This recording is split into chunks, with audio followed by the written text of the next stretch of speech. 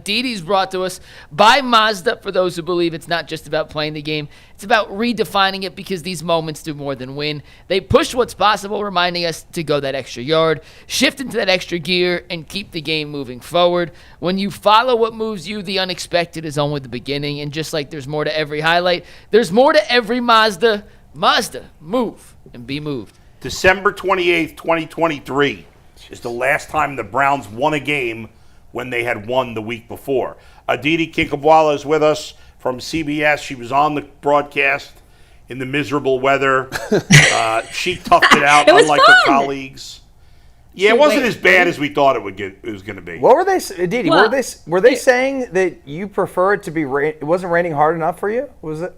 You know what, Dustin, first of all, thank you so much for listening to our broadcast. Yeah. And yes, I got in the car because I can't stand this like half bleep drizzle. That's just annoying if it drizzles on you all day. So if it's going to be weather, be enough weather that it's actually a story, that we're paying attention to a slick field, or how guys are. I mean, I remember a few years ago there was a monsoon in Philadelphia. It was the Jaguars at the Eagles, and Trevor Lawrence and I were both wringing out our hair like this. Like, it was fun. It was funny. And you know what? I was expecting sort of not optimum football out of the Dolphins. So if you're not getting great football on the field, you want something to be fun. So it was fun. But the winds weren't nearly as bad as I thought they would be. No, it was nothing. Like, we were told 40-mile-per-hour gusts. Right. Yeah. Are you surprised? That's not Browns related, but are you surprised that Mike McDaniel didn't get fired after this game, or no? No, only because Stephen Ross has repeatedly offered sort of this like vote of confidence, and or if not a vote of confidence, has kind of thrown his support behind him. So I don't know. You know what, guys? It's really funny. I think I've said this to you before.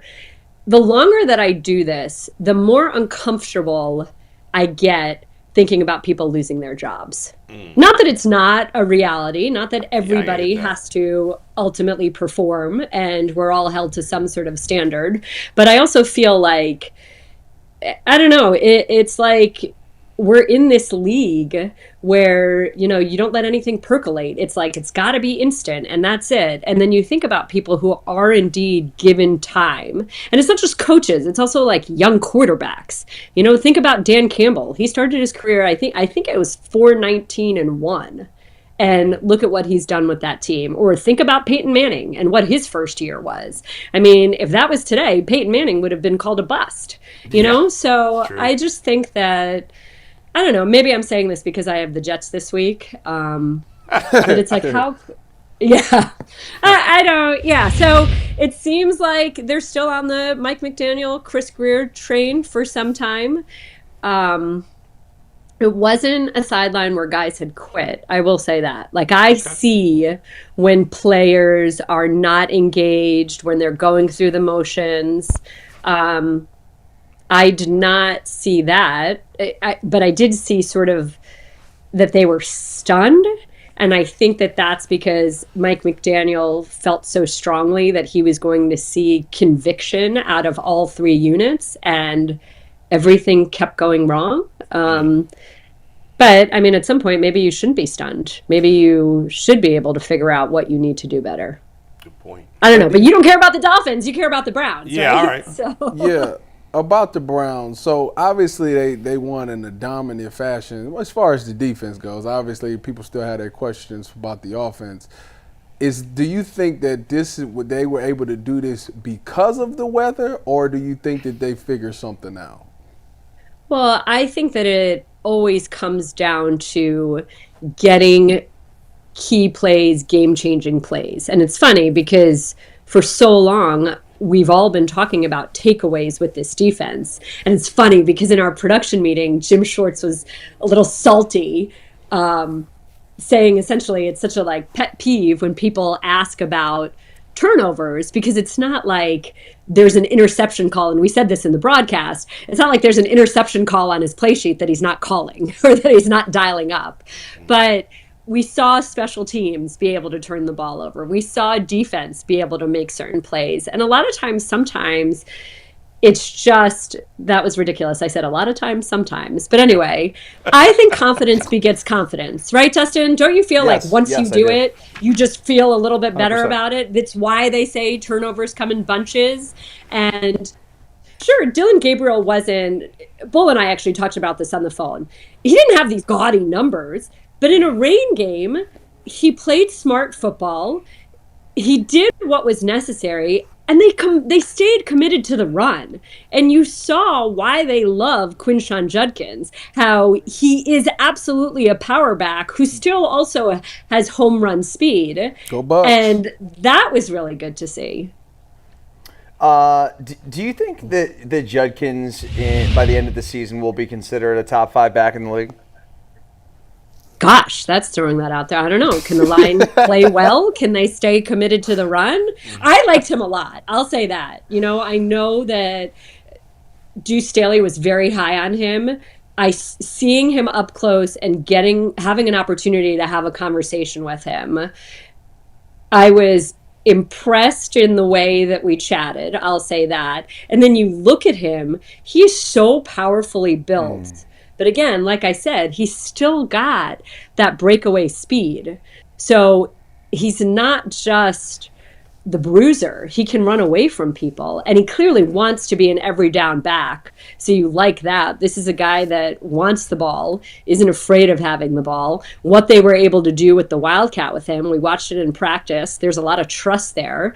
And he's still kind of getting up to speed. Remember, he wasn't even activated until the second week of the season. So each week, he's still sort of stacking more on his plate. So, yeah, it's possible. But of course, Dustin, a running back is really only as good as his line and the rest of his offense. True. Do you have a threat? I guess I just mean more like this guy has the talent to be that good. Yeah. Barry Sanders. For sure.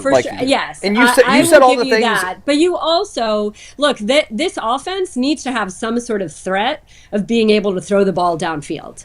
Because if you don't, then you're not running. I mean, as we're watching the Jets right now, there's no threat that Justin Fields is getting the ball anywhere. So, how can we really assess Breece Hall when they can't throw the ball?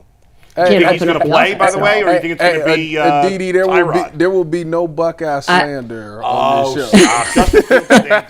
Yikes. Is it going to be Tyrod or Fields? Aditi, what do you think? I sort of feel like it might be Tyrod. Yeah. Okay.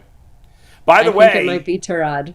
Jay was supposed to be here today, but he is reeling. He had to call in sick because he's reeling because Baker Mayfield was terrible last night, and he is completely off kilter about this. Just when I had finally gone all in on Baker, he had his worst game in 2 years. What happened? Maybe he heard that you were all in on him. He loves being the underdog, so maybe that was it. Maybe, and he is so motivated and driven by the haters. And when he heard that one of his number one haters was not hating as much, he was like, "Well, we got to change that.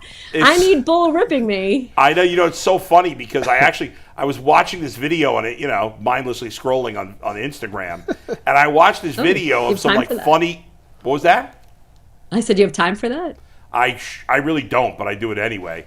But I watched this video, and it's all these clips of Baker being very funny with the media in Tampa, and I'm like, where was this guy? I mean, he had his moments here, but I was like, he's such a different guy now. He's so likable. Okay. Well, so let me tell you, maturity? Number one, can you send that to me? Because unlike you, I do love Baker. So I would love to watch that. Please send it to me. I'll try to find it. I lose these videos all the time when I see them on Instagram. Yeah, nuts. All right. Well, when you see funny Baker Mayfield stuff, definitely send it to me. But I will tell you this: we had them last year against the Raiders, and in our production meeting, he was saying that when he walked into the building, one of the first things that Todd Bowles said to him was, "You be you. We want you to be you. We don't want you to tamp down your personality. We don't want you to conform in any way to what we think is the image of a franchise quarterback. The quarterback we want is the authentic, sincere Baker Mayfield." And he told us that was different from other places that he had been. So I think what you're seeing...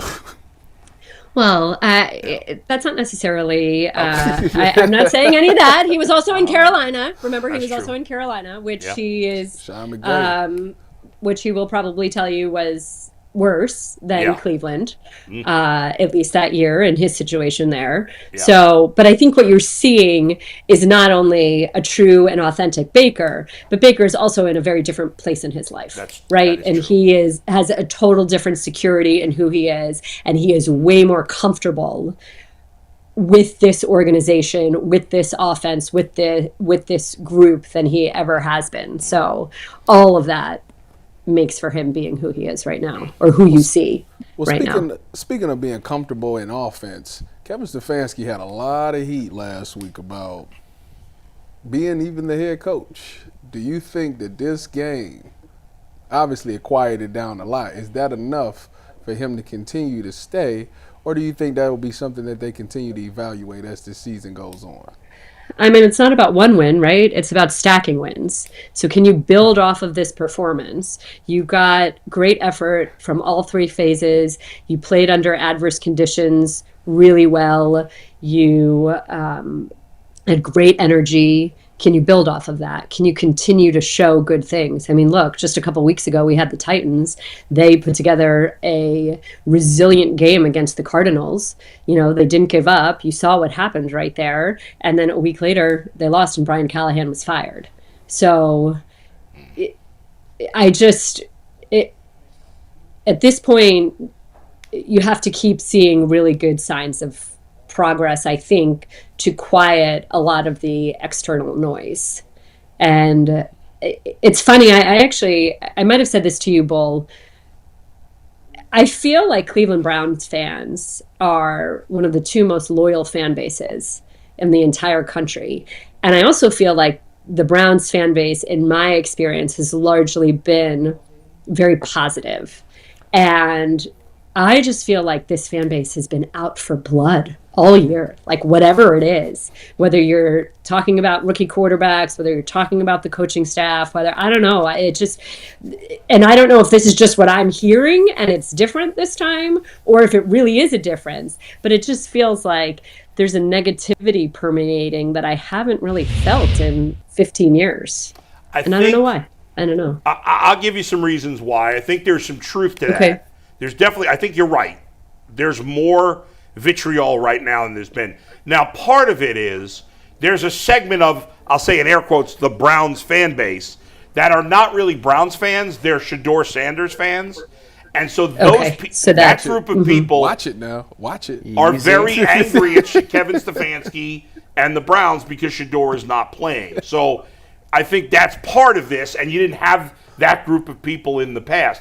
But I also think the fact that Baker has just played so well this year, and like before last night, he was in a discussion for MVP, whatever that's worth, through 6 weeks.